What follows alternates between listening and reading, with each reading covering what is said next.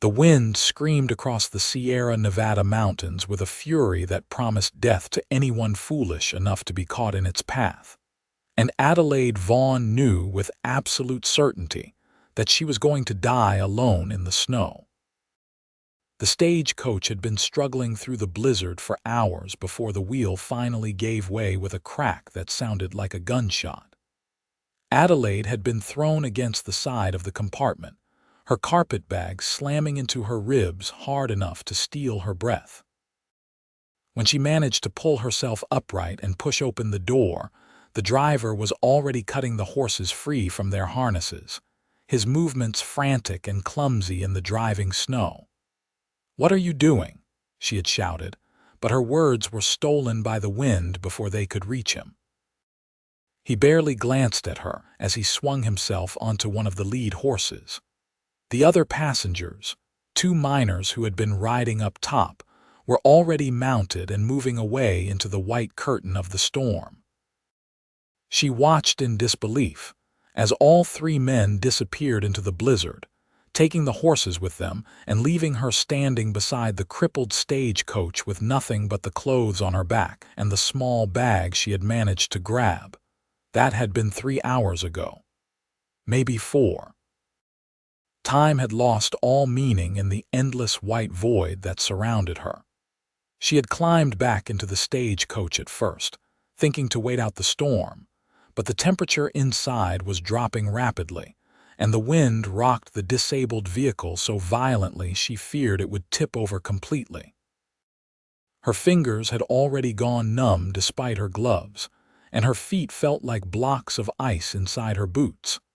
Adelaide pressed her back against the stagecoach and tried to think. It was November of 1867, and she had been traveling from Sacramento to meet her sister in a mining town called Silver Creek. The stage road wound through these mountains, connecting the valley below to the camps and settlements in the high country. She knew there were way stations along the route, places where stages could change horses and passengers could find food and warmth, but she had no idea how far they had come or how much farther the next station might be. She was 22 years old, and she had survived cholera as a child, the death of both her parents, and the long journey west from Missouri. She would not let a snowstorm kill her now. With determination born of desperation, Adelaide pulled her shawl tighter around her shoulders, picked up her carpetbag, and started walking in the direction she thought was back toward the last way station they had passed. The snow was already knee-deep in places, and the wind fought her for every step. She had been walking for perhaps 20 minutes when she realized she could no longer see the stagecoach behind her. The world had become nothing but white and gray and the howling of the wind. Her skirts were soaked and heavy, dragging at her legs. Her face felt raw and frozen, and she could no longer feel her hands at all. Adelaide stumbled and went down hard on her knees. The snow was soft but shockingly cold, and for a moment she simply knelt there, too exhausted to stand. This was how it happened, she thought distantly. This was how people froze to death in the mountains. They just got tired and stopped moving, and the snow covered them up, and in the spring someone would find their bodies. She forced herself back to her feet, but she had only taken a few more steps when her legs gave out entirely. This time when she fell, she could not find the strength to rise. The wind howled around her like a living thing, and the snow began to cover her where she lay. She did not hear the horse approaching through the storm. She did not know anyone was near until strong hands gripped her arms and lifted her bodily from the snow. She tried to focus on the face above her, but her vision was blurred and darkening at the edges. She had a confused impression of dark eyes beneath the brim of a hat, of a wool coat and a red bandana pulled up over the lower half of a face to protect against the cold. "You're safe now," a man's voice said, rough and deep but somehow reassuring. "I've got you." Then the darkness closed in completely, and Adelaide knew nothing more. She woke to warmth and the smell of wood smoke. For a long moment she simply lay still, trying to understand where she was and what had happened. She was lying on something soft, covered with heavy blankets that smelled faintly of horses and leather. Nearby, a fire crackled and popped, casting dancing shadows on wooden walls. Adelaide tried to sit up and discovered that her entire body ached as though she had been beaten. Her feet and hands were throbbing with a particular intensity that made her gasp. Memory came flooding back. The stagecoach, the storm, the men who had abandoned her, the endless white cold.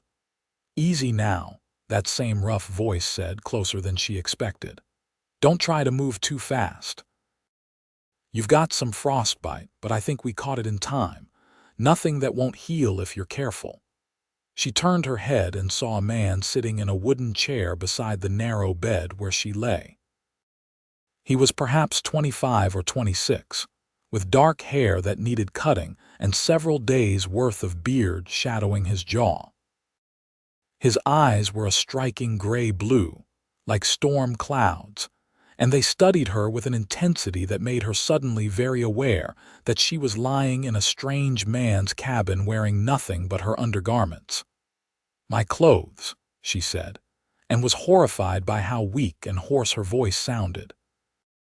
"Drying by the fire," he said, gesturing to where her dress and petticoats were draped over a makeshift rack near the hearth.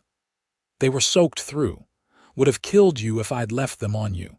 Your boots, too." He paused, then added, "Don't worry, I was a gentleman about it. Mostly kept my eyes closed." There was a hint of humor in his voice that made her think he was teasing, trying to put her at ease. Despite everything, Adelaide felt a small smile tug at her lips. "Thank you," she said, "for finding me, for bringing me here. I thought I was going to die out there." "You nearly did," he said, his expression turning serious. "Another hour and there wouldn't have been anything I could do for you. What in blazes were you doing out in that storm?" Adelaide explained about the stagecoach, about the broken wheel and the men who had taken the horses and left her behind. As she spoke, she saw the man's face darken with anger. "They left you," he said, his voice tight with fury. "Those yellow-bellied sons of—" He caught himself and shook his head. "I'm sorry. That's no way to talk in front of a lady, but those men deserve to be horsewhipped for what they did. A woman alone in a blizzard, and they just rode off and left you to freeze." "I suppose they thought they had to save themselves," Adelaide said, though she could not keep the bitterness from her voice. The storm was getting worse by the minute. "That's no excuse," the man said flatly. "Out here, you don't abandon people, you just don't. It's the first rule of the mountains." He stood up and moved to the fire, ladling something from a pot that hung over the flames. "Here, drink this. It's just broth, but it'll help warm you from the inside." He brought the tin cup to her, and Adelaide managed to push herself up enough to take it in her trembling hands. The broth was rich and salty and wonderful, and she drank it gratefully. When she had finished, he took the cup from her and went to refill it. "I don't even know your name," Adelaide said as he handed the second cup to her. "You saved my life, and I don't know what to call you." "Isaac," he said. "Isaac Jameson. I've got a ranch about 2 miles from here down in the valley. This is just a line cabin I use when I'm checking on the cattle in the high pastures. Lucky for you I decided to make sure they'd all come down before the storm hit, or I wouldn't have been anywhere near that road." "Adelaide Vaughn," she said. "And thank you again, Mr. Jameson." "I owe you my life." "Isaac," he corrected. "No need for formality when we're snowed in together." He gestured to the single small window where snow was still driving against the glass. "Storm's still going strong. We'll be stuck here for at least another day, maybe 2. Hope you don't mind close quarters." Adelaide looked around the cabin properly for the first time. It was small, perhaps 12 feet square, with just the bed, the chair, a rough table, and shelves holding basic supplies. There was a small stove for cooking, the fireplace for heat, and not much else. She looked back at Isaac with sudden concern. "There's only one bed," she said. "You'll take it," Isaac said firmly. "I've got blankets. I'll sleep on the floor. Won't be the first time, and the fire keeps it warm enough." "I can't put you out of your own bed," Adelaide protested. "You can and you will," Isaac said, and there was no arguing with the tone of his voice. "You're still recovering. You need the rest more than I do." He moved to the shelves and pulled down a can of beans and some hardtack. "I'm going to make us something more substantial to eat. You just rest and work on getting your strength back." Adelaide wanted to argue further, but she was suddenly overwhelmingly tired. The warmth of the cabin and the food in her stomach were making her drowsy. She settled back against the pillow and watched as Isaac moved around the small space with easy competence, building up the fire and preparing their meal. She studied him as he worked, taking in details she had been too disoriented to notice before. He was tall and lean, with the kind of build that came from hard physical work rather than excess. His hands were large and capable, scarred across the knuckles in a way that suggested he had done his share of fighting. He moved with a quiet confidence that she found reassuring. This was a man who knew how to take care of himself in wild country. "How did you find me?" Adelaide asked after a while. "In all that snow, how did you even know I was there?" Isaac glanced at her over his shoulder. "I was following the stage road back down to the valley when I came across the broken-down coach. Saw the tracks where horses had been cut free and ridden off, and I saw smaller tracks in the snow, already half filled but still visible. Boot prints, not big enough to be a man's. I followed them and found you. You tracked me in that storm." "Wasn't going to leave someone out there to die," Isaac said simply, as though what he had done was nothing remarkable. "Though I'll admit I was worried I wouldn't find you in time. That wind was wiping out the tracks almost as fast as you were making them." Adelaide felt a lump form in her throat. This man, this stranger, had risked his own life to follow her trail through a blizzard, while the men she had been traveling with had simply abandoned her without a second thought. "I don't know how I'll ever repay you," she said softly. Isaac turned to look at her, and there was something in his eyes that made her breath catch. "Don't need repayment," he said. "Just get better. That'll be enough." They ate beans and hardtack with more of the broth, and Adelaide was amazed by how good even such simple food could taste when you were warm and safe. As they ate, they talked. Isaac told her about his ranch, about the cattle he ran and the handful of men he employed to help him work the land. He had come west from Missouri 5 years earlier, he said, with nothing but a horse and his savings from years of working as a ranch hand. "Built the place up from nothing," he said, and there was pride in his voice. "It's not much compared to some of the big spreads, but it's mine. Every acre, every head of cattle, I earned it myself." Adelaide told him about her journey from Sacramento, about her sister who had married a mine superintendent and settled in Silver Creek. She had been going to stay with her sister for the winter, she explained, and perhaps find work as a teacher if there was a school in need of one. "You're a teacher?" Isaac asked, looking at her with new interest. "I was back in Missouri," Adelaide said, "before my parents died. I taught at a small schoolhouse for 2 years. I loved it." "Silver Creek has a school," Isaac said. "I know the woman who teaches there, Mrs. Patterson. She's been talking about needing help since the town's growing and she's got more students than she can handle alone." "Really?" Adelaide felt a spark of hope. She had been worried about finding employment, about being a burden to her sister and brother-in-law. "I could put in a word for you," Isaac offered. "Once the storm clears and we can get you to Silver Creek. Mrs. Patterson is a friend of mine." "Well, a friend of the family, I should say. She taught me to read when I was a boy, before my folks moved west." "That's very kind of you," Adelaide said, pleased. "I would appreciate that very much." The conversation drifted to other topics as the afternoon wore on. Isaac proved to be surprisingly easy to talk to, with a dry sense of humor that made her laugh despite their circumstances.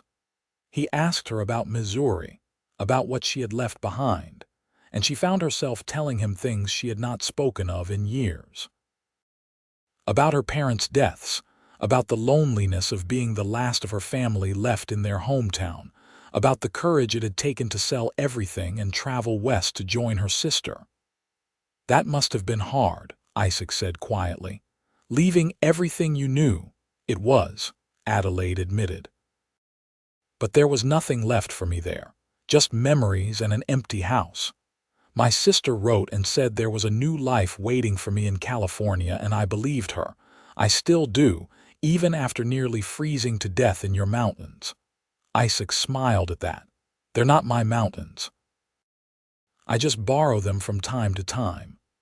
He stood and stretched, his back popping audibly. "It's getting dark. You should try to get some more rest. I'll keep the fire going through the night." Adelaide wanted to protest that she had been doing nothing but resting, but another wave of exhaustion washed over her. The ordeal in the snow had taken more out of her than she wanted to admit.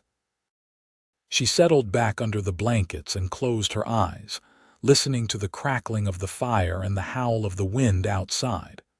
When she opened her eyes again, it was dark except for the glow of the fire. She could hear the steady breathing of Isaac sleeping somewhere on the floor nearby. The storm was still raging outside, but here in the cabin it was warm and safe. Adelaide closed her eyes again and slept. The next day dawned gray and still stormy. Adelaide woke to find Isaac already up, stoking the fire and heating water for coffee. Her body ached less than it had the day before, but her hands and feet still throbbed with a dull pain. "How do you feel?" Isaac asked when he noticed she was awake. "Better," Adelaide said, and it was true. "Sore, but better." "Good, let me see your hands."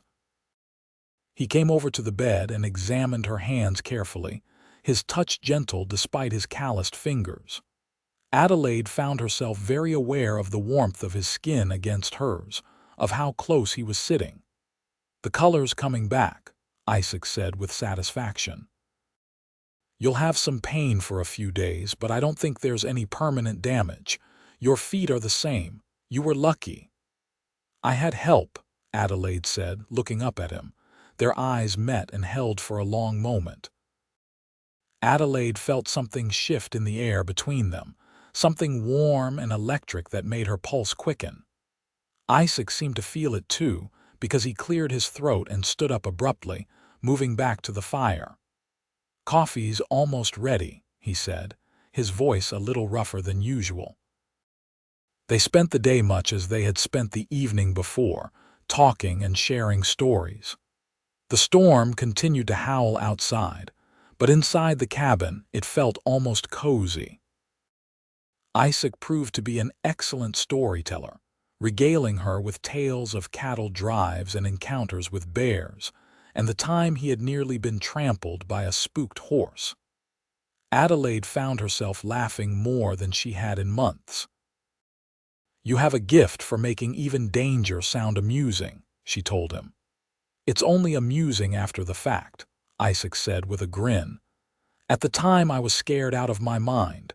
That horse had hooves the size of dinner plates." As the day wore on, Adelaide became increasingly aware of Isaac in ways that had nothing to do with gratitude for her rescue. She noticed the way his eyes crinkled at the corners when he smiled, the way his hands moved with such sureness and grace. She noticed the sound of his laugh, deep and genuine, and the way he listened to her with his full attention when she spoke, as though what she was saying was the most important thing in the world. She told herself it was just the circumstances, the forced intimacy of being snowed in together. But she could not deny the flutter in her chest when their eyes met, or the way her skin tingled when his hand accidentally brushed against hers. That evening, as they were finishing their dinner, Isaac said, "Storm's starting to ease off. Should blow itself out by morning. We can head down to my ranch when the sun comes up, get you warmed up proper and fed something better than beans and hardtack." Adelaide felt an unexpected pang at the thought of leaving the cabin, which was ridiculous, she told herself. It was a tiny, drafty cabin in the middle of nowhere, and she would be much more comfortable at a proper ranch house. "That sounds wonderful," she said, trying to inject enthusiasm into her voice.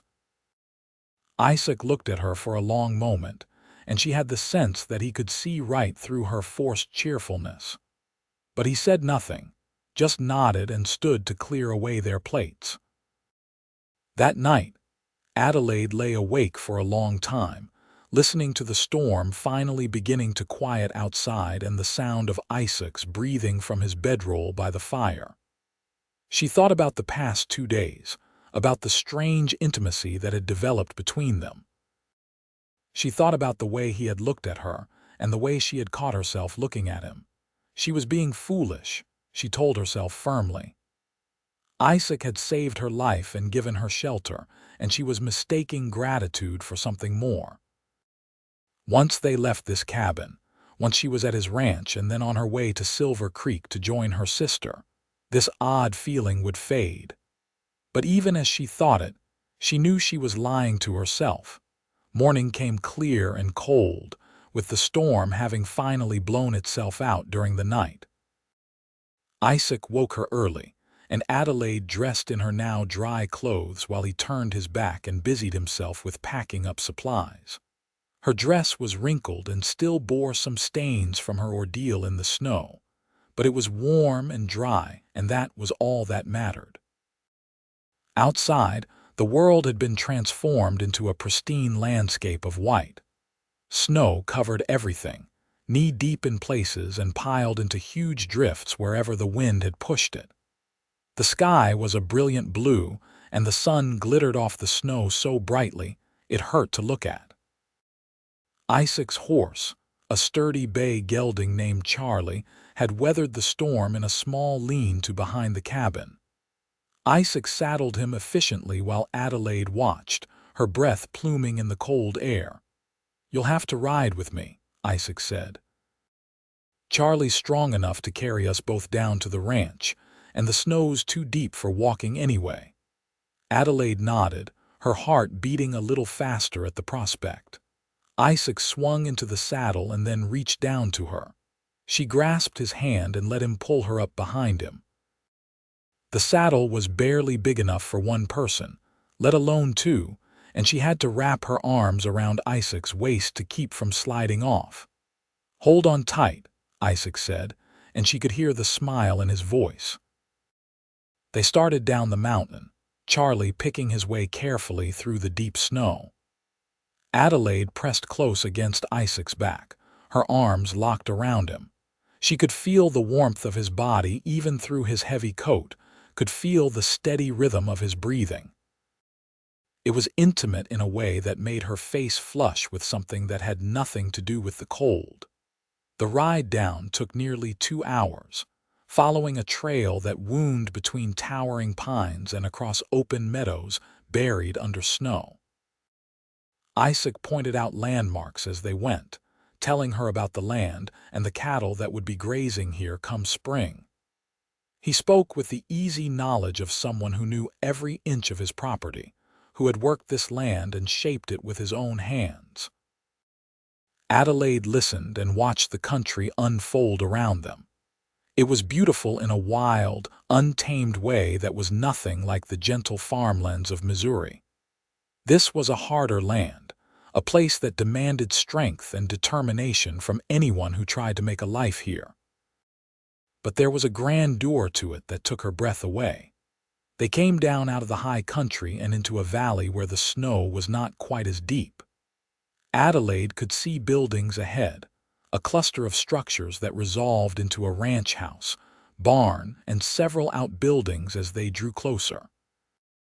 Smoke rose from the chimney of the house, a welcoming sight in the cold morning air. Home, Isaac said simply. They rode into the yard, and almost immediately a door opened and a man came out onto the porch. He was older than Isaac, perhaps 40, with gray streaking his dark hair and a weathered face that spoke of years spent outdoors. "Boss," the man called out, relief evident in his voice. "We were getting worried. Storm came up so fast, and when you didn't come back yesterday, we thought you might be in trouble." "I'm fine, Miguel," Isaac said, swinging down from the saddle and then turning to help Adelaide dismount. Her legs were stiff from the long ride, and she stumbled slightly. Isaac caught her elbow to steady her. "But I found someone who wasn't so fine. This is Miss Adelaide Vaughn. Her stagecoach broke down in the storm, and the cowards she was traveling with left her behind." Miguel's expression darkened. "They left a woman alone in that blizzard." He shook his head in disgust, then turned to Adelaide with a courteous nod. "Welcome to the J-Bar Ranch, Miss Vaughn. Please, come inside. My wife will want to get you warmed up and fed proper." Inside, the ranch house was warm and welcoming. It was larger than Adelaide had expected, with a main room that served as kitchen and living area, and doors leading to what she assumed were bedrooms. A woman was working at the stove, and she turned as they entered. She was perhaps the same age as Miguel, with dark hair pulled back in a neat bun and kind eyes. "Rosa, this is Miss Vaughn," Isaac said. "She's had a rough couple of days. I was hoping you could help her get settled while I see to the stock." Rosa immediately abandoned whatever she had been cooking and came over to Adelaide, taking her hands in a warm, firm grip. "You poor thing," she said, her voice full of sympathy. "Come, sit by the fire. You must be frozen and exhausted. Isaac, go take care of your horse. I'll look after Miss Vaughn." Isaac hesitated for a moment, his eyes on Adelaide, and then he nodded and went back outside. Rosa bustled around, pulling a chair close to the fire and pressing a cup of hot coffee into Adelaide's hands. Within minutes, Adelaide found herself wrapped in a warm blanket with a bowl of hot stew and fresh bread, while Rosa chattered cheerfully about the storm and how worried they had all been when Isaac had not returned. "He's a good man," Rosa said, settling into a chair across from Adelaide. When he said he was going up to check on the cattle before the storm, Miguel tried to talk him out of it, said the weather was turning bad too fast. "But Isaac, he worries about those animals like they were his children." "Lucky for you he's so stubborn, eh?" "Very lucky," Adelaide agreed. She took a bite of the stew and nearly moaned at how good it tasted. "This is delicious," Rosa beamed. "It's just beef stew, nothing fancy, but Miguel always says I make the best stew in California." She leaned forward conspiratorially. "He's right, of course, but don't tell him I said so. His head is big enough already." Adelaide laughed, warming to this friendly, talkative woman immediately. Over the next hour, as she ate and thawed out by the fire, Rosa told her all about the ranch. She and Miguel had worked for Isaac for 3 years, she said. Miguel was the foreman, overseeing the ranch hands and helping Isaac with the day-to-day operations. Rosa kept the house, cooked for the men, and generally kept everyone organized. "Before us, Isaac was trying to do everything himself," Rosa said, shaking her head. "Working himself to the bone, that one. Living on beans and coffee, sleeping in the barn more often than the house. Miguel made him see sense. A man cannot run a ranch all alone, we told him. He needs help." "It seems like a wonderful place," Adelaide said, looking around the comfortable room. "It is," Rosa agreed. "Isaac has worked so hard to build this. He deserves good things." She gave Adelaide a meaningful look. "He deserves to be happy." Adelaide felt her cheeks warm under Rosa's scrutiny. Before she could respond, the door opened and Isaac came back in, bringing a gust of cold air with him. "Stock's all good," he announced, pulling off his gloves and hat. "The boys got all the cattle down to the lower pastures before the storm hit, and we only lost a few fence posts to the wind." He looked at Adelaide. "How are you feeling?" "Much better," Adelaide said honestly. The hot food and warmth were working wonders, and the throbbing in her hands and feet had subsided to a dull ache. "Your home is lovely. Thank you." Isaac looked pleased. He poured himself a cup of coffee and sat down at the table. "I was thinking, if you're up to it, we could ride into Stockton tomorrow. It's not far, just a few hours. You could send a telegram to your sister, let her know you're safe. And we can see about getting you on another stage to Silver Creek." Adelaide nodded, trying to ignore the small, irrational part of her that did not want to get on another stage, that wanted to stay right here at this ranch with this man who had saved her life. "That would be good," she said. "I'm sure Margaret is worried. She was expecting me days ago." "Storm probably delayed all the stages," Isaac said. "But yes, she'll be relieved to hear from you."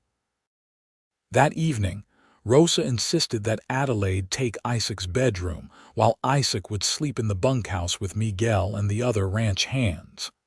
Adelaide protested, but both Rosa and Isaac overruled her.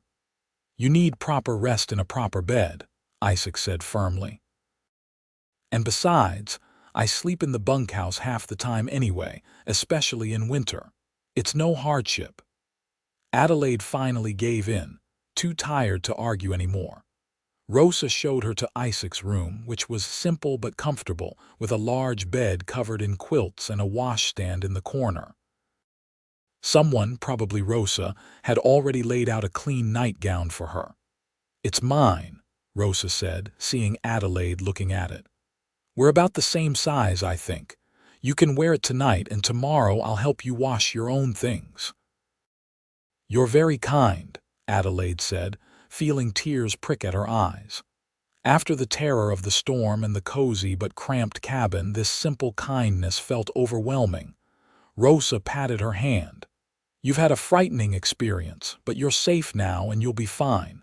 Get some sleep." Adelaide changed into the borrowed nightgown and climbed into Isaac's bed.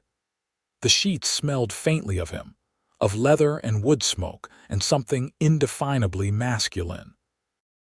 She lay in the darkness, listening to the quiet sounds of the house settling around her, and thought about the man who had saved her life. She barely knew him. It had been less than 3 days since he had pulled her from the snow. And yet she felt drawn to him in a way she had never experienced before.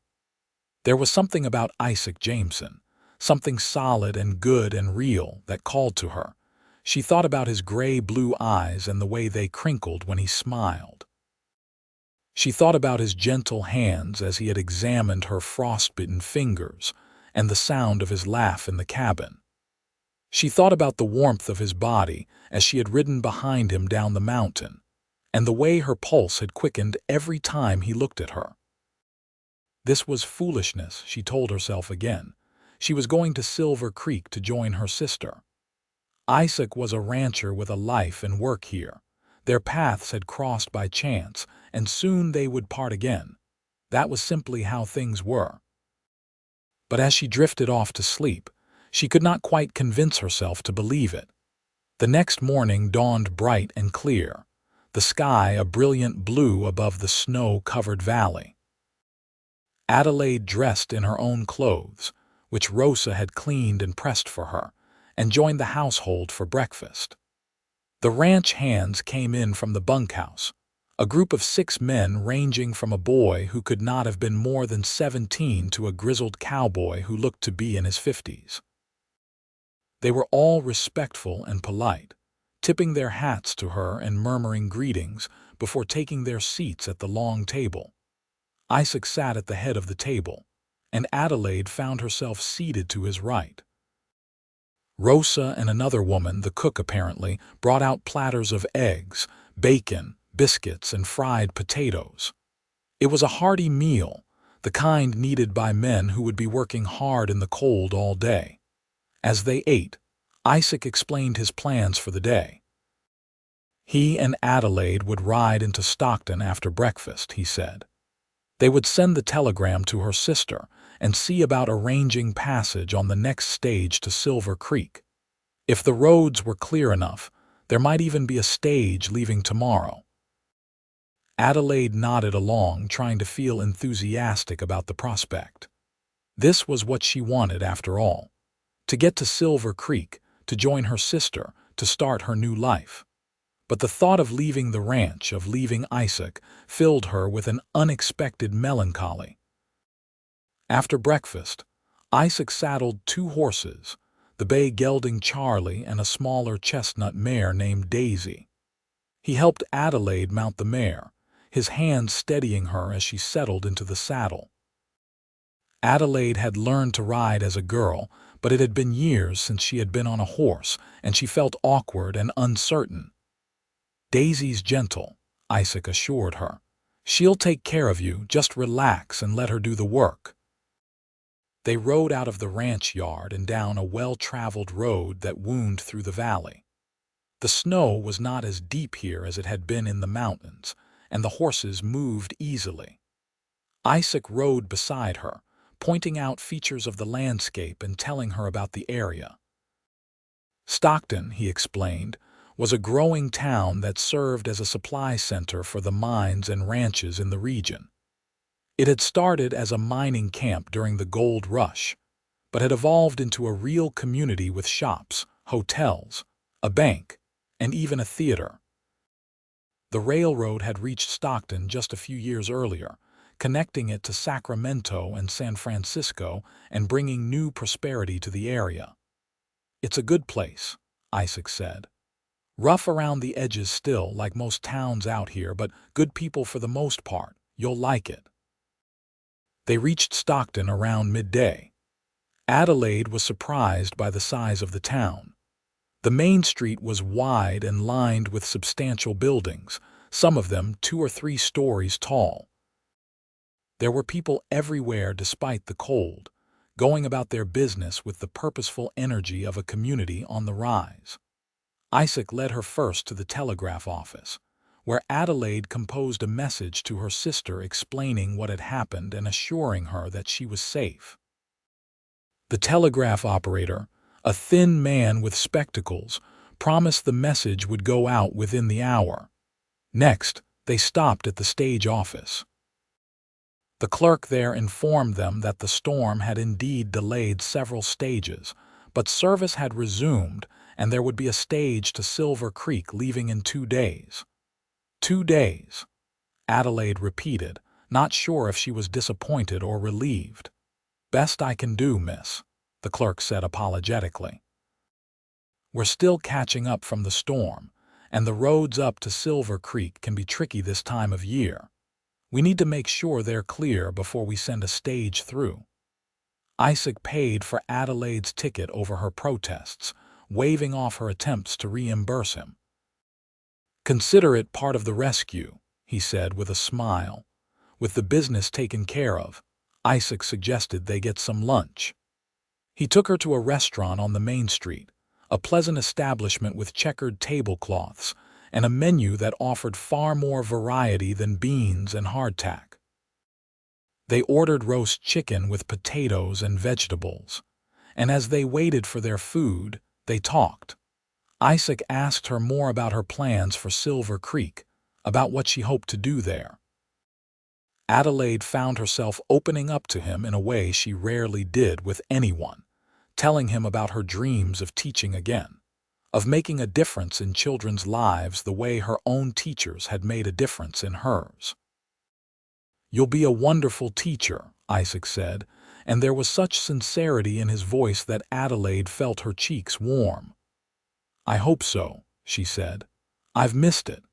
After my parents died, I had to give up teaching to take care of the house and their affairs. I've been working as a seamstress for the past year, and while it paid the bills, it wasn't the same.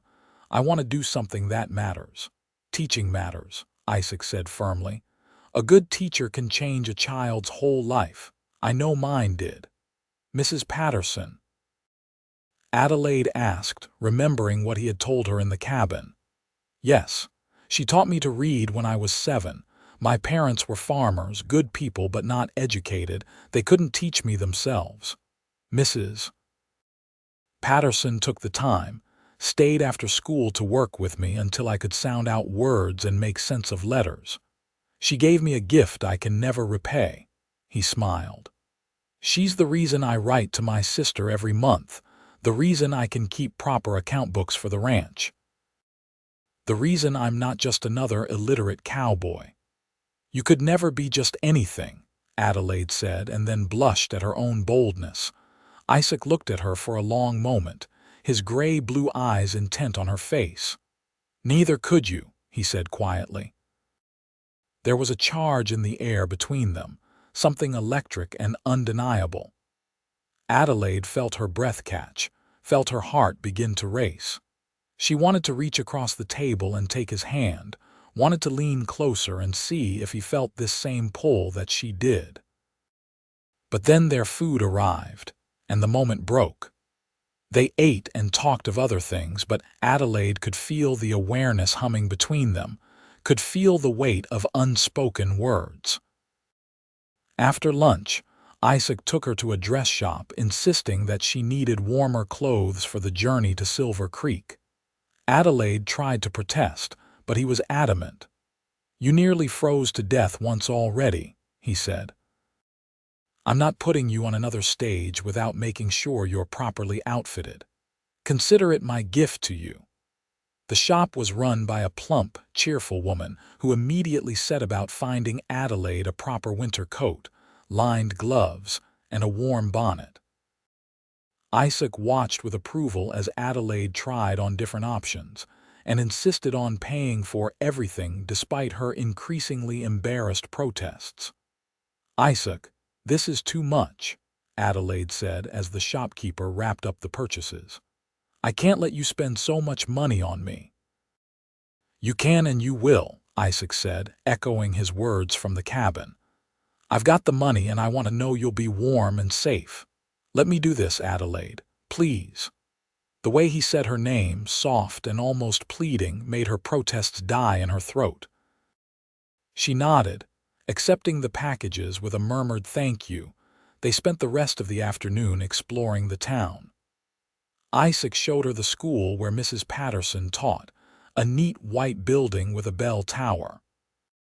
He introduced her to people they met on the street, the blacksmith and the owner of the general store and the doctor who had set Isaac's broken arm 2 years ago. Everyone seemed to know and respect Isaac, greeting him warmly and looking at Adelaide with open curiosity. By the time they started back toward the ranch, the sun was low in the sky and the air had turned cold. Adelaide was tired but happy, her mind full of impressions from the day. She had enjoyed herself more than she had expected, had loved seeing Isaac in his element, confident and at ease among people who clearly valued him. As they rode, Isaac said, I sent a message to Mrs. Patterson while you were looking at bonnets. Asked if she'd be willing to meet with you tomorrow, talk about the teaching position. If you're interested, that is. Adelaide looked at him in surprise. You did? Thought it might be good for you to meet before you head up to Silver Creek, Isaac said. That way you'd know if there's an opportunity waiting for you instead of wondering. That's very thoughtful, Adelaide said, touched by his consideration. Thank you. She sent a message back already, Isaac continued. She'd like to come to the ranch tomorrow afternoon if that works for you. Said she's eager to meet you. Tomorrow afternoon would be perfect, Adelaide said. They rode in comfortable silence for a while and then Isaac said, I'm glad you're staying a couple more days. I know it's selfish, but I'm not ready to say goodbye yet. Adelaide's heart skipped a beat. Neither am I, she admitted softly. Isaac reached over and took her hand, just for a moment, squeezing her fingers gently before releasing them. It was a simple gesture, but it sent warmth flooding through Adelaide's entire body. That evening at the ranch, Rosa prepared a special dinner to celebrate Adelaide's recovery and the clearing of the storm. There was roast beef and potatoes, fresh bread, and even a dried apple pie. The ranch hands joined them, and the meal was lively and cheerful, full of jokes and stories and laughter. Adelaide found herself relaxing completely for the first time since the stagecoach had broken down. She laughed at the hands' tall tales, traded barbs with Rosa, and caught Isaac watching her with an expression that made her pulse race. After dinner, while Rosa and the cook cleared the table, Isaac invited Adelaide to step outside with him. They stood on the porch, looking out at the valley bathed in moonlight. The sky was clear and filled with more stars than Adelaide had ever seen, a vast glittering canopy that took her breath away. "It's beautiful," she breathed. "Yes," Isaac agreed, but when she glanced at him, he was looking at her, not the sky. Adelaide felt her cheeks warm, but she did not look away. "Isaac," she began, not sure what she wanted to say. He turned to face her fully, taking both her hands in his. "Adelaide, I know we've only known each other a few days. I know this is probably crazy and maybe it's just the circumstances, but I have to say this before you leave. I don't want you to go." "Isaac," Adelaide whispered, her heart pounding so hard she was sure he must be able to hear it. "I mean it," he said urgently. "I know you have plans, I know you're supposed to join your sister in Silver Creek, but I want you to stay, here at the ranch, with me." He took a breath. "I'm not saying this right. What I'm trying to say is that I'm falling in love with you, Adelaide. I think I started falling the moment I pulled you out of that snow. And I know it's too soon, I know it's too fast, but I can't let you leave without telling you how I feel." Adelaide stared at him, her mind reeling. She should tell him he was right, that it was too soon, too fast.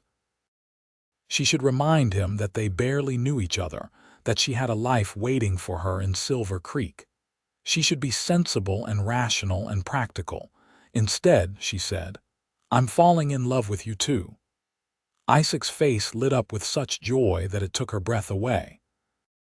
He pulled her into his arms, holding her close, and Adelaide wrapped her arms around him and held on tight. They stood like that for a long moment, just holding each other under the stars. When they finally pulled apart, Isaac cupped her face in his hands and looked into her eyes. "Then stay," he said. "Please, Adelaide, stay with me." "What about my sister?" Adelaide asked, her voice shaking. "What about Silver Creek?" "Silver Creek is only a day's ride from here," Isaac said. "You can visit your sister any time you want, or she can come here. But please don't go. Give us a chance, give this a chance."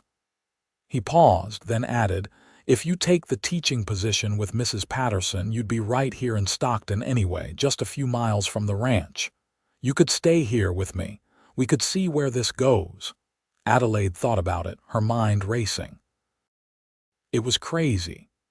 It was impulsive and reckless and completely unlike her usual careful, considered approach to life. But when she looked at Isaac, when she felt the warmth of his hands on her face and saw the hope and love in his eyes, it felt right in a way nothing else ever had. "Yes," she heard herself say. "Yes, I'll stay." Isaac kissed her then, soft and gentle and full of promise. Adelaide melted into the kiss, her hands coming up to tangle in his hair. It was her first kiss, and it was perfect. When they finally broke apart, both of them were breathing hard.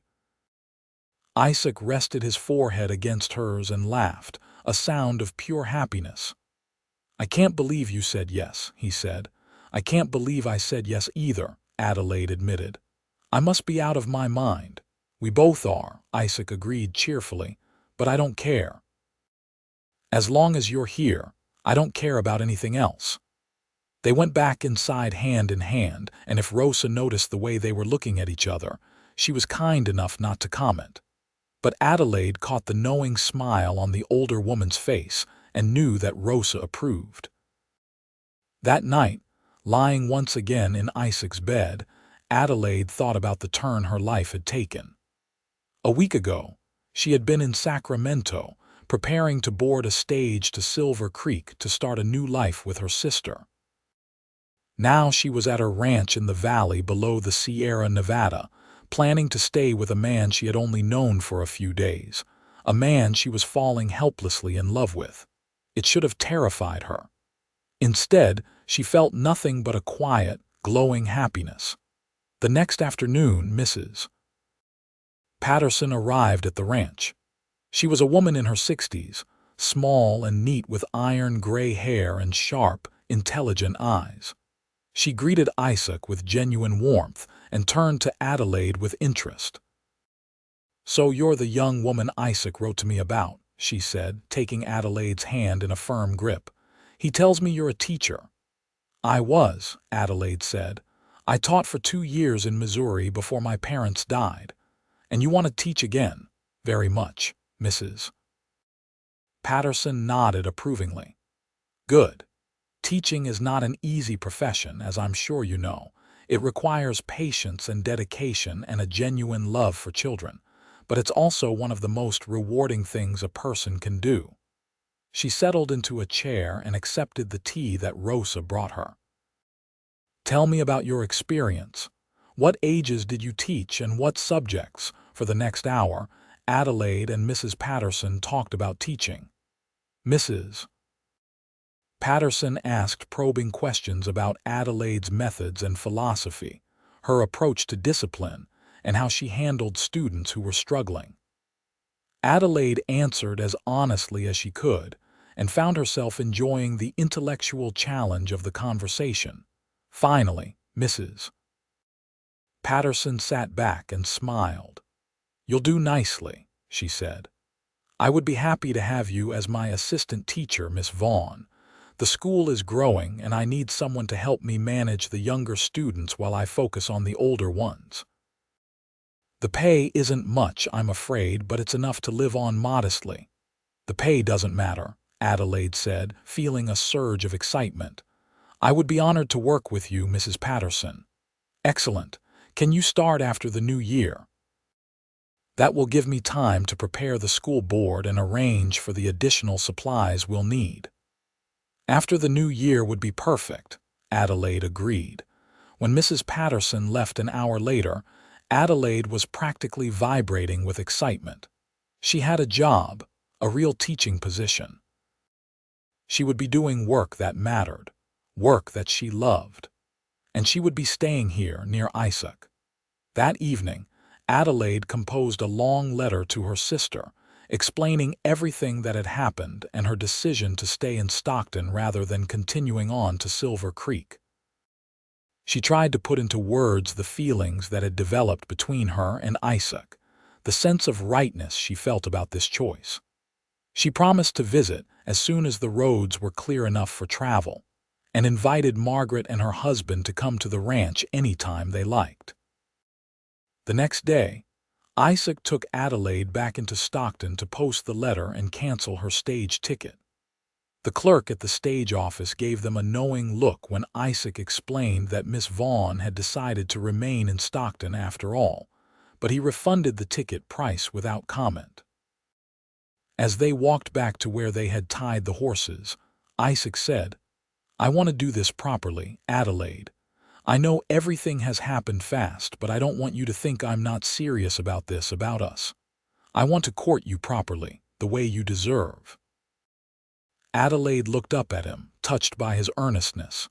"You don't have to," she said softly. "We're already past that, aren't we?" "Maybe," Isaac admitted.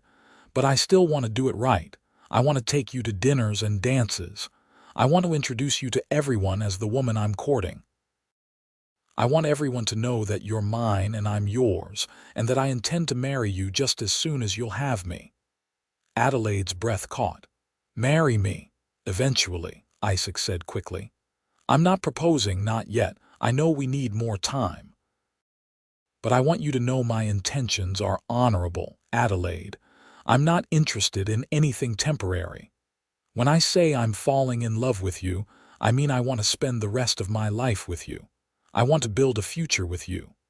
Adelaide felt tears prick at her eyes. "I want that too," she whispered. Isaac pulled her into his arms right there on the main street of Stockton and kissed her soundly. Adelaide was dimly aware of people staring, of whispers and smiles, but she did not care. She kissed him back with all the love and hope and joy that was filling her heart. The weeks that followed were some of the happiest of Adelaide's life. She settled into life at the ranch, helping Rosa with the cooking and housework, and spending as much time as possible with Isaac. He was true to his word about courting her properly, taking her into Stockton for dinners and to church on Sundays.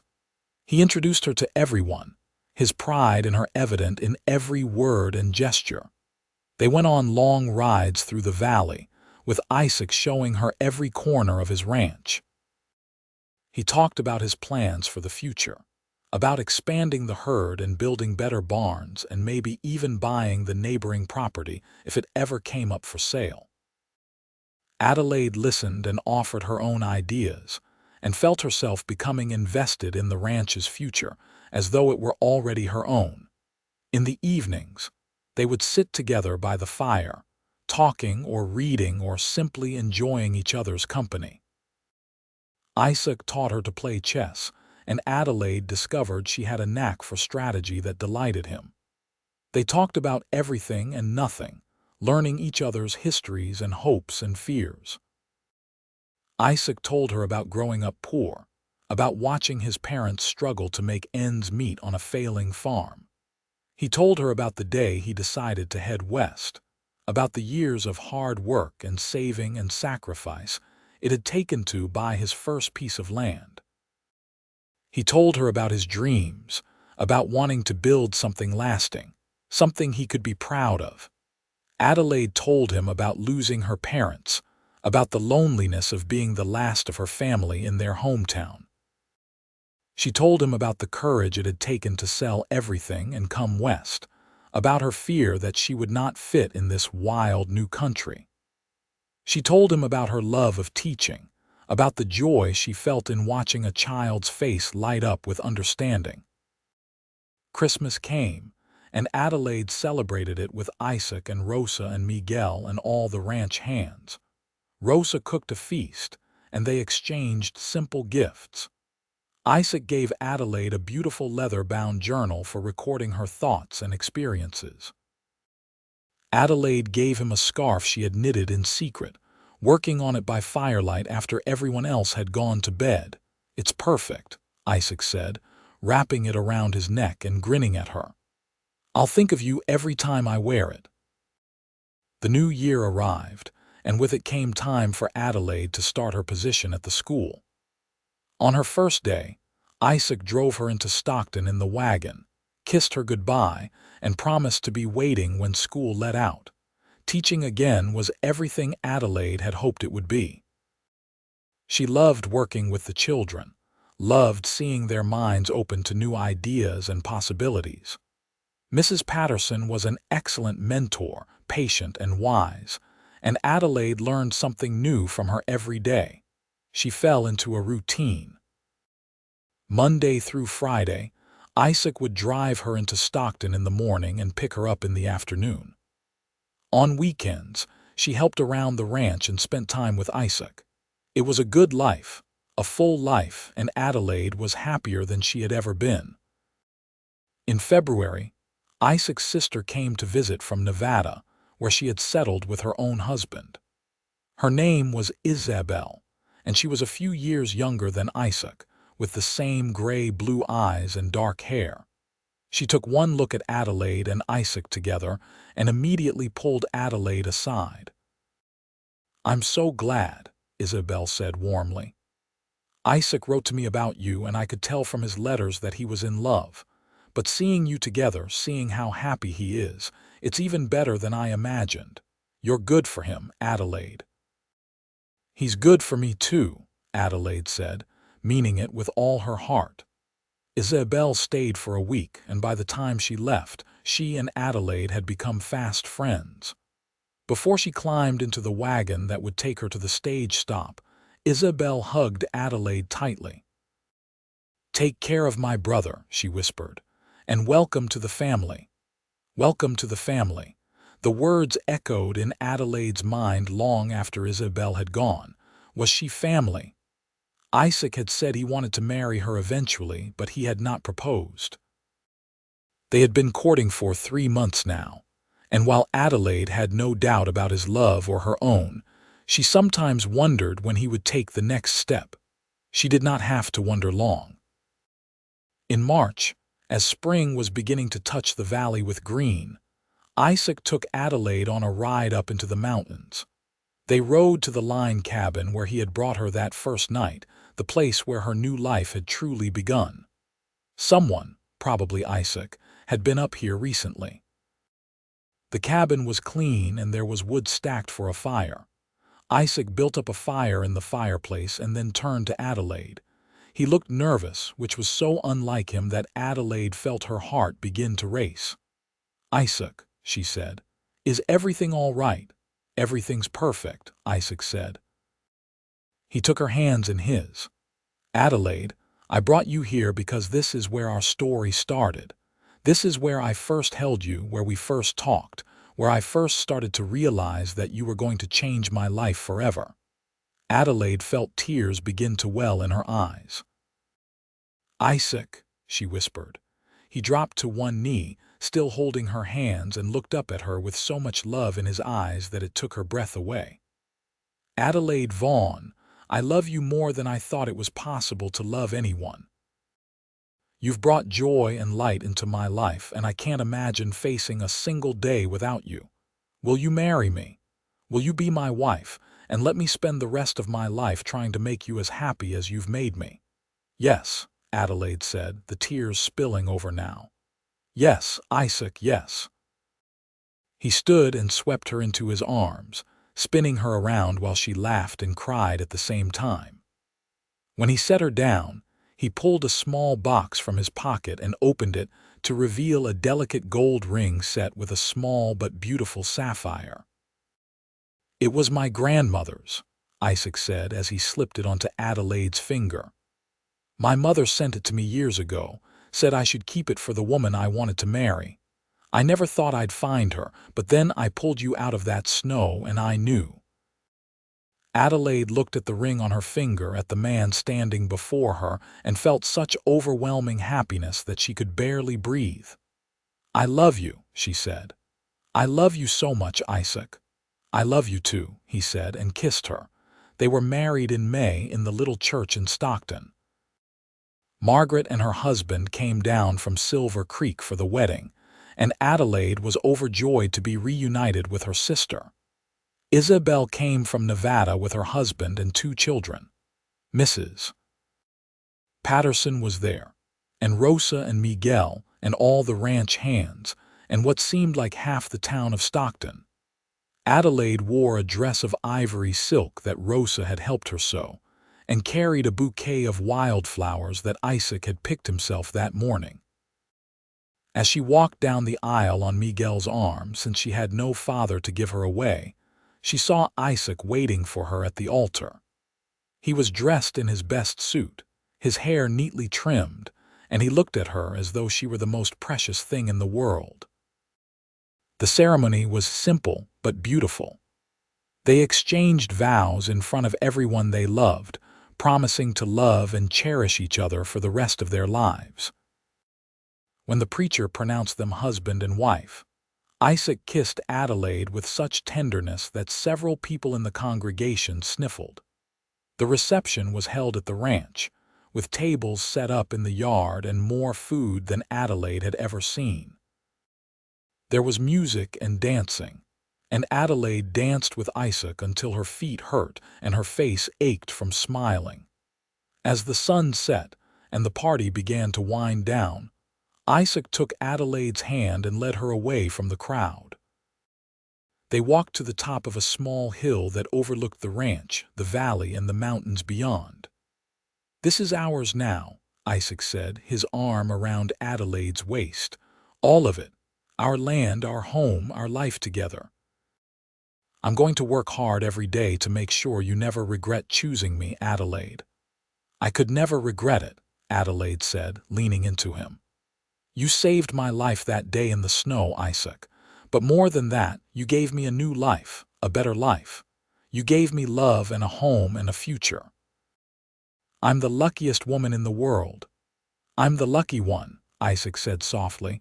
He turned her to face him and kissed her, sweet and slow and full of promise.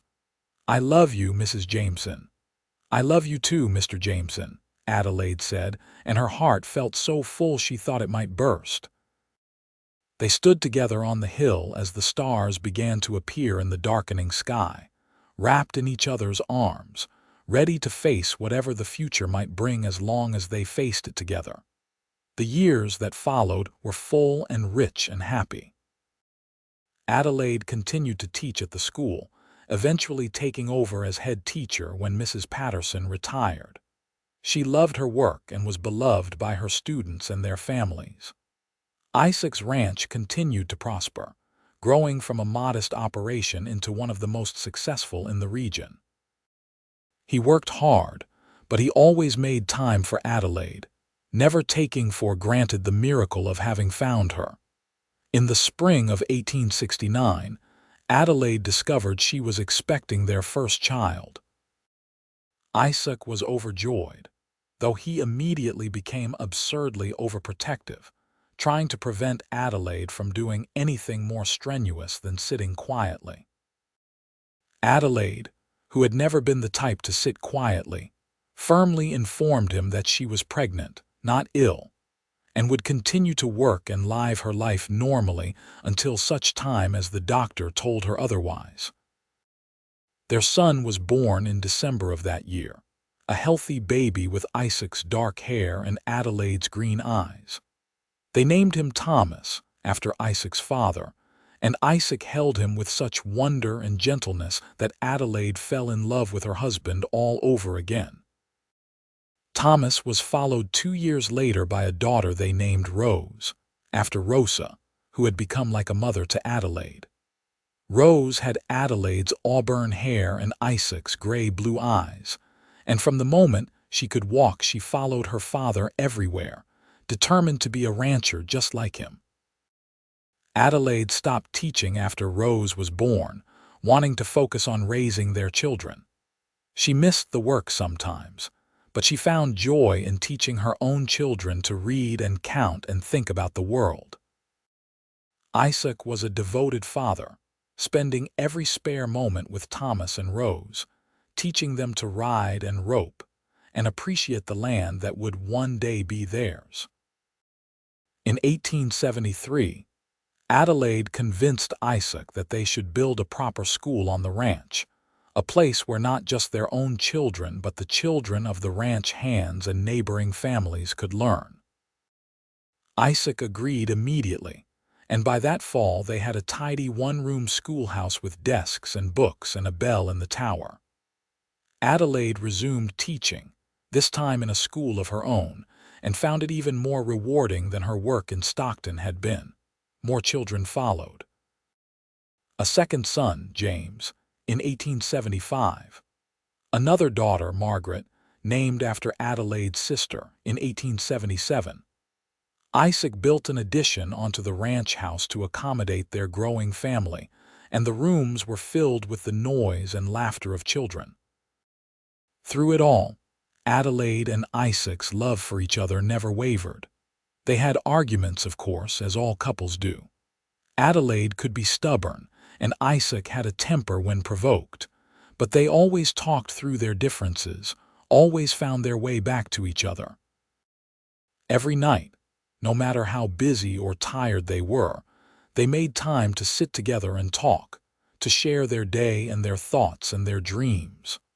On their 10th wedding anniversary, Isaac took Adelaide back up to the Line cabin in the mountains. It had become a tradition for them, going up there every year on the anniversary of the day he proposed. The cabin was still there, still maintained, though they rarely used it for anything but these annual pilgrimages. They sat by the fire as they had that first night, holding hands and talking. Isaac told Adelaide about his plans to expand the ranch even further, about his dreams for their children's futures. Adelaide told Isaac about her hopes for the school, about wanting to start a library where anyone in the community could borrow books. "I can't believe it's been 10 years," Adelaide said softly. "It feels like just yesterday that you pulled me out of that snow." "Best thing I ever did," Isaac said. He squeezed her hand. "You've given me everything, Adelaide. A home, a family, a purpose. I wake up every morning grateful that you said yes to me." "I'm grateful too," Adelaide said. "For all of it. For you, for our children, for this life we've built. I never imagined I could be this happy." They made love that night in the cabin, tender and familiar and still thrilling after 10 years of marriage. Afterward, they lay together under the blankets, listening to the wind in the pines outside. "You ever think about that stagecoach driver?" Adelaide asked. "The one who left me behind?" "Sometimes," Isaac admitted. "I think about how grateful I am that he was a coward. If he had been a better man, if he had stayed with you, someone else would have come along and rescued you, and I never would have met you." "I suppose we should thank him then," Adelaide said with a smile. "His cowardice gave us each other." "I prefer to think of it as fate," Isaac said. "The universe knew we were meant to be together, and it brought you to me the only way it could, through a blizzard and a broken wheel and the worst day of your life. And the best," Adelaide added, "because it was the day you found me, the day you said those words that changed everything." "You're safe now," Isaac murmured, repeating what he had said to her all those years ago. "I am," Adelaide agreed, snuggling closer to him. "I always have been with you." The years continued to pass, bringing with them all the joys and sorrows of life. Adelaide's sister Margaret passed away in 1882, and Adelaide mourned deeply for the woman who had encouraged her to come west, who had indirectly led her to Isaac. Isaac's sister Isabel lost her husband in a mining accident the following year, and she and her children came to live at the ranch for a time, until she was ready to face the world again.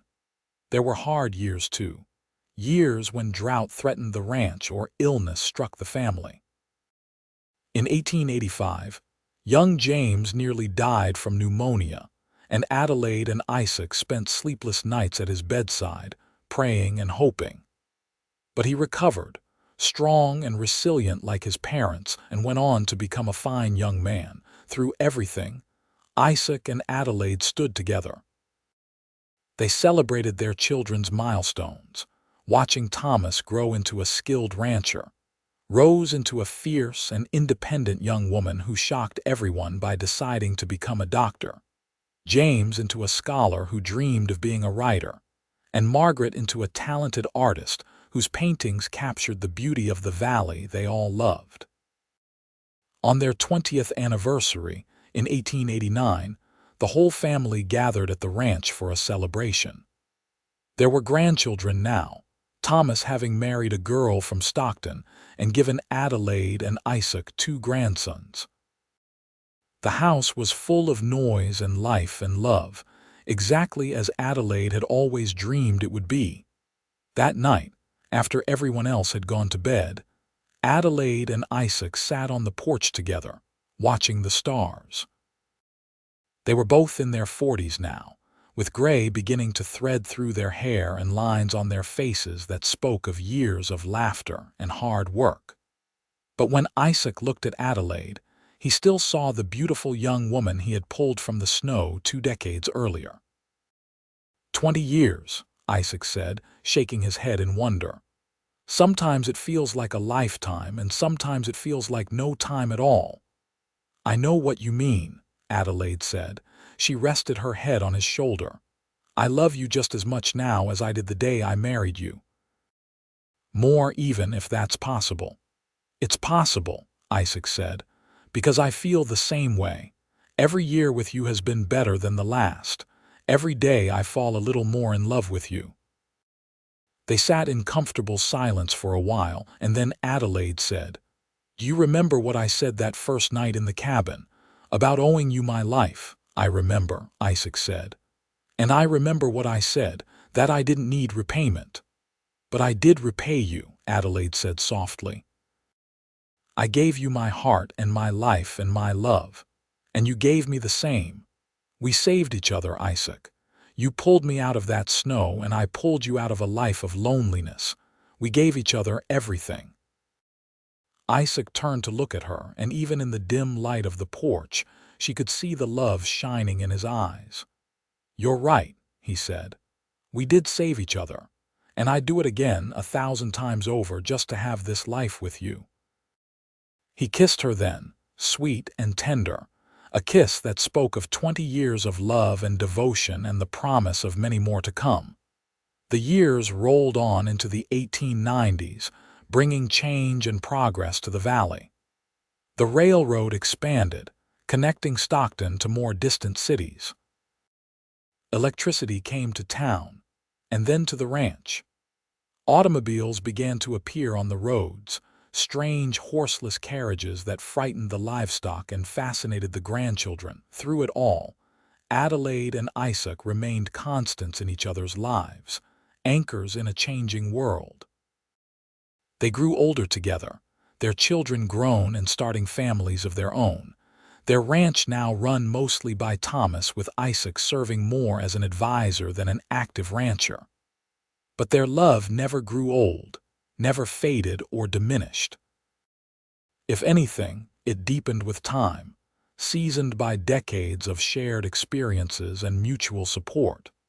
In 1897, as they approached their 30th anniversary, Isaac's health began to fail. He had worked hard his entire life, and his body was finally beginning to protest. The doctor in Stockton diagnosed a weak heart and told Isaac he needed to slow down, to rest more and work less. Isaac, being Isaac, largely ignored this advice. He continued to ride out with Thomas to check on the cattle, continued to help with the heavy work of running the ranch. Adelaide scolded him for it, but she understood. The ranch was Isaac's life's work, and he could no more stop caring for it than he could stop breathing. One evening in early November, as the first snow of the season was beginning to fall, Isaac and Adelaide sat together in the parlor. The grandchildren were visiting, and the house was full of laughter and noise. But Isaac looked tired, more tired than Adelaide had ever seen him. "Are you all right?" she asked, taking his hand. "I'm fine," Isaac said, but Adelaide could hear the lie in his voice. That night, Isaac suffered a heart attack. Adelaide was beside him immediately, holding his hand and shouting for Thomas to fetch the doctor. But even as she held him, she could see that this was serious, perhaps more serious than anything they had faced before. The doctor came and did what he could, but the prognosis was grim. Isaac's heart was severely weakened, and he needed complete rest if he was to have any chance of recovery. He was confined to bed, with strict orders not to exert himself in any way. For weeks, Adelaide barely left his side. She read to him, talked to him, held his hand through the long nights when pain kept him awake. The children and grandchildren visited constantly, filling the room with love and laughter and distracting Isaac from his discomfort. Slowly, painfully, Isaac began to recover. It took months, but by the spring of 1898 he was able to get out of bed and move around the house. He would never be as strong as he once was, the doctor warned. He would need to be careful to avoid stress and heavy work. But he had survived, and that was what mattered.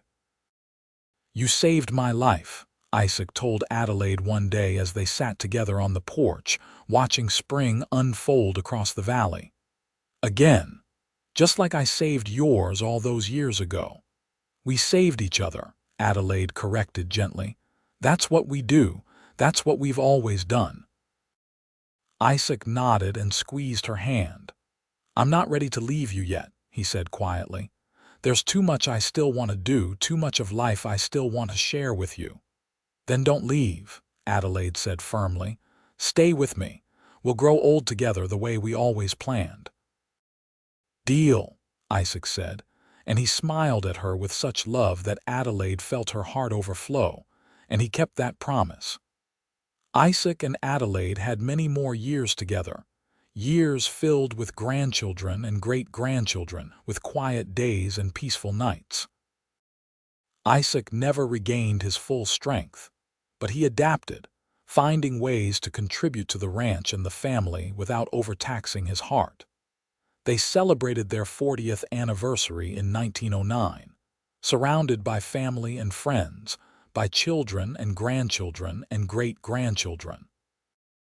The ranch had grown and prospered far beyond what either of them had dreamed possible that first day in the line cabin. The school Adelaide had started was still thriving, now run by their daughter Margaret, who had discovered a passion for teaching. Thomas was considering running for the state legislature, hoping to bring some of the progressive ideas he had learned from his parents to a wider audience. Standing together at their anniversary party, looking out at the crowd of people who had come to celebrate with them, Adelaide felt a profound sense of gratitude. She thought back to that terrified young woman standing in the snow beside a broken stagecoach, certain she was going to die. She thought about the moment when strong hands had lifted her up, when a rough voice had promised her safety. "You're safe now," Isaac had said, and she had been. For 40 years, through joy and sorrow, triumph and tragedy, she had been safe in Isaac's love, and he had been safe in hers. They might have come together through chance and desperation, through a storm and a broken wheel and an act of cowardice. But they had stayed together through choice, through love, through commitment to each other and the life they had built. "What are you thinking about?" Isaac asked, his arm around her waist. "That day in the snow," Adelaide said. "The day you saved me."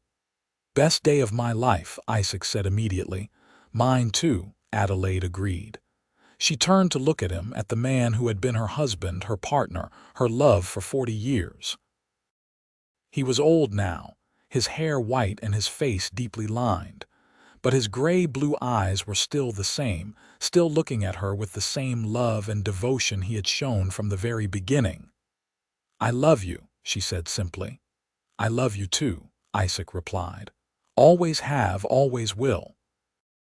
They kissed, there in front of everyone, and their children and grandchildren and great-grandchildren cheered and clapped. And Adelaide knew, with absolute certainty, that she was exactly where she was meant to be. Isaac Jameson passed away peacefully in his sleep in the winter of 1914, at the age of 71, with Adelaide holding his hand. He had lived a long, full life, and he left behind a legacy of love and hard work and integrity. The ranch he had built from nothing was now one of the finest in California, run by his son and grandson. The school his wife had founded educated children from all over the valley. His children and grandchildren carried on his values of hard work, honesty, and compassion. Adelaide mourned him deeply, as did everyone who had known him. But she did not regret a single day of their life together. They had had 45 years of marriage, decades of love and partnership and joy. She had been blessed beyond measure, and she knew it. She lived on at the ranch for several more years, surrounded by her family, teaching occasionally at the school and spoiling her great-grandchildren. She told them stories about their grandfather, about the day he had saved her from the snow, about how they had fallen in love in a tiny cabin during a blizzard. She told them about the life they had built together, about the love that had sustained them through everything. Adelaide Jameson passed away in the spring of 1918, at the age of 73. She was laid to rest beside Isaac on the hill overlooking the ranch, the same hill where he had proposed to her all those years ago. Their children and grandchildren and great-grandchildren gathered to say goodbye, mourning the loss but celebrating the incredible life she had lived, and the love story that had inspired them all. On her gravestone, beneath her name and dates, were the words Isaac had spoken to her that first day, words that had become the foundation of their entire life together. "You're safe now." And she was. She was safe in his love, even in death, just as she had been in life. Their story, which had begun with a stagecoach stranded in the snow and a cowboy riding to the rescue, had become something far greater than either of them could have imagined. It had become a legacy of love that would endure for generations, a testament to the power of compassion, courage, and commitment. The ranch still stood, still prospered, passed down through the generations. The school Adelaide had founded continued to educate children. And the story of how Adelaide and Isaac had met, how a moment of crisis had led to a lifetime of love, was told and retold, becoming part of the family's history and heritage. Because sometimes, in the midst of the worst day of your life, when you think all is lost and hope is gone, someone rides up and changes everything. Someone sees you, saves you, and loves you for the rest of your days.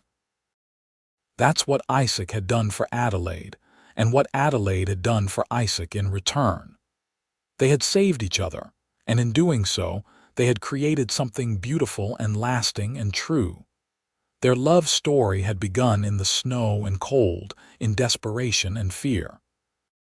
But it had blossomed into warmth and joy, into a life filled with laughter and children and purpose. It was a love story for the ages, the kind that people remember and tell their children about, the kind that reminds us all that even in our darkest moments, hope and love can find us. And it all started with a stagecoach breaking down in a snowstorm, and a cowboy who refused to leave a woman alone in the cold. "You're safe now," he had said, and for the rest of their lives, through every joy and every sorrow, that promise held true. They were safe together for all their days. The end.